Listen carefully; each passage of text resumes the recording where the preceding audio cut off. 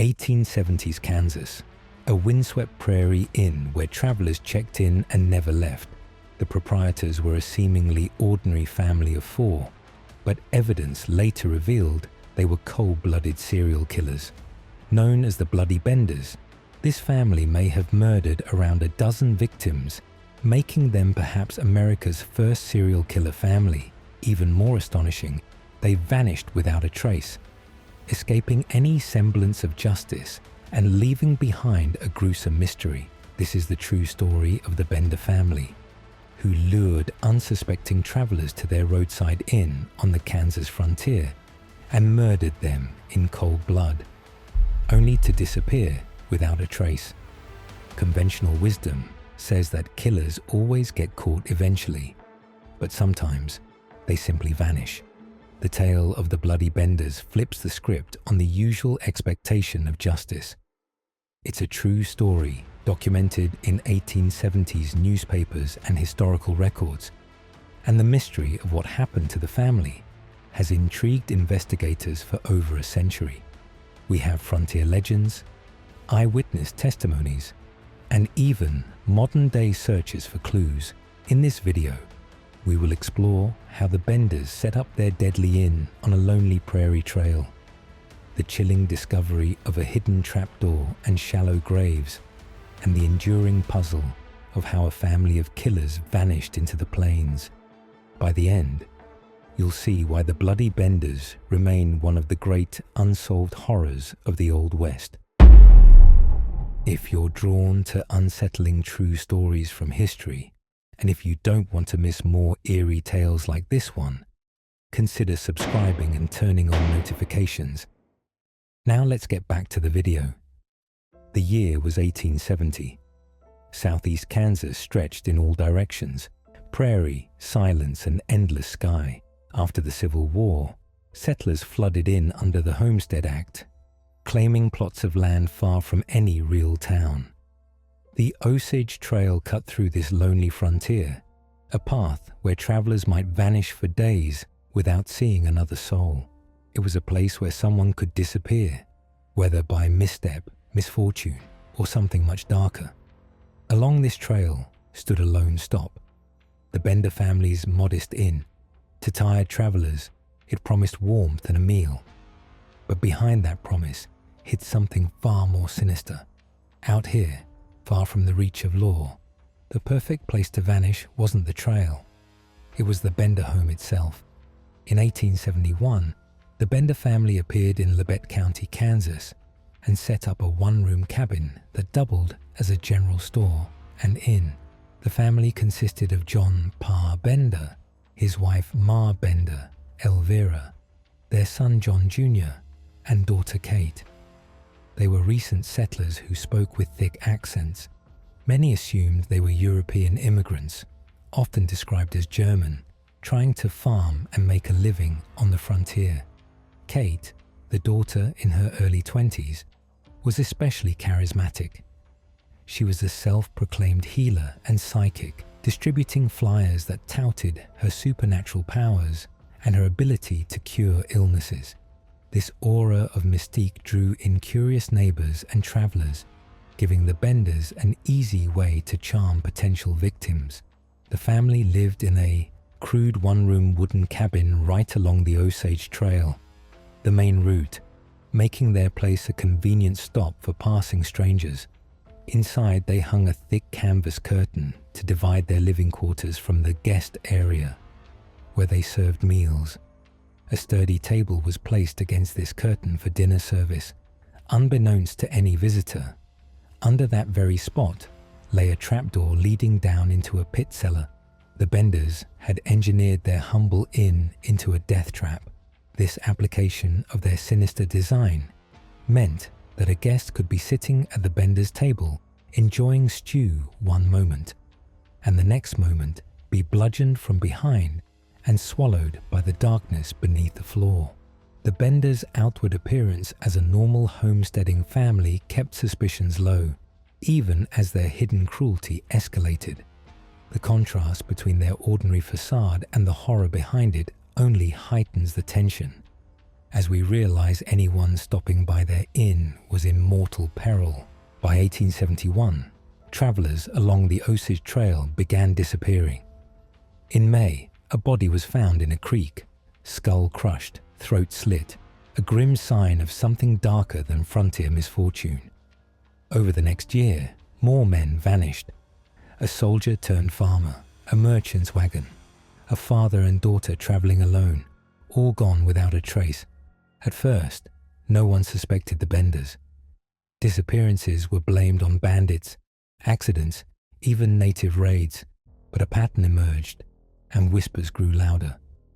One man, wary of shadows behind the Benders' curtain, refused to sit at the dinner table. Kate threatened him with a knife. Another woman fled after Ma Bender chased her. Tension was rising. The peaceful frontier inn was hiding something terrible. That tension exploded with the disappearance of Dr. William York in 1873. A respected physician and Civil War veteran, York had been searching for a neighbor who vanished with his child. And then he vanished too.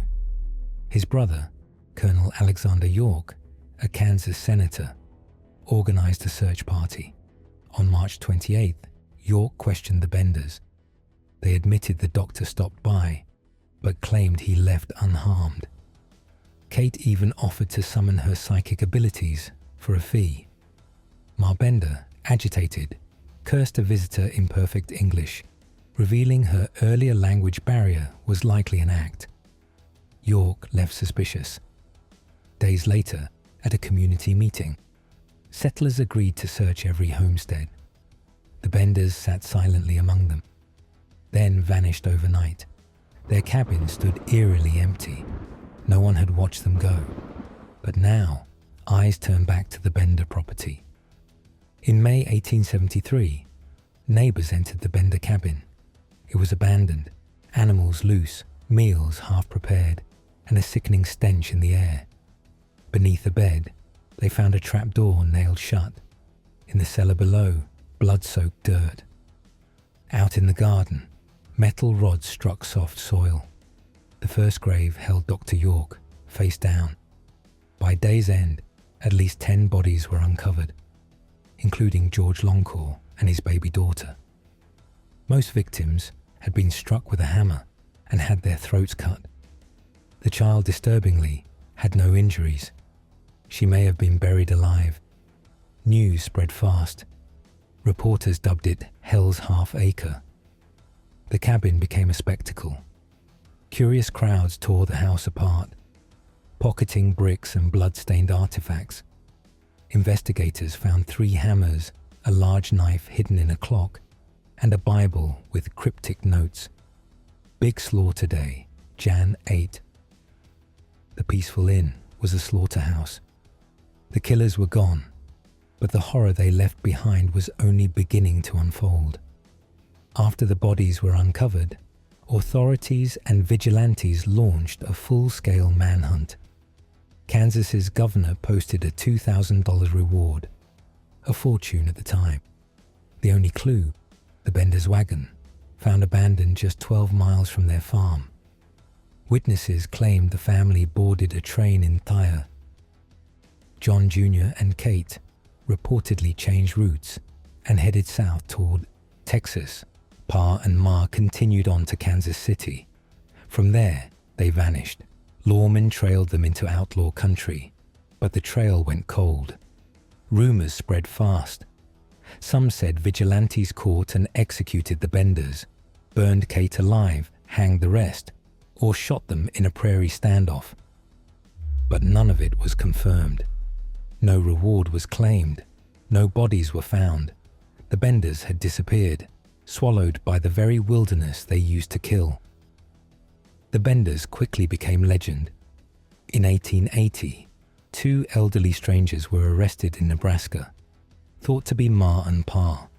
They confessed under pressure, but were later released when proven imposters. That same year, a man claimed to be part of a secret lynch mob that had quietly executed the family after their escape. A story many believed, though no proof ever surfaced. In 1889, two women in Michigan were accused of being Kate and Ma.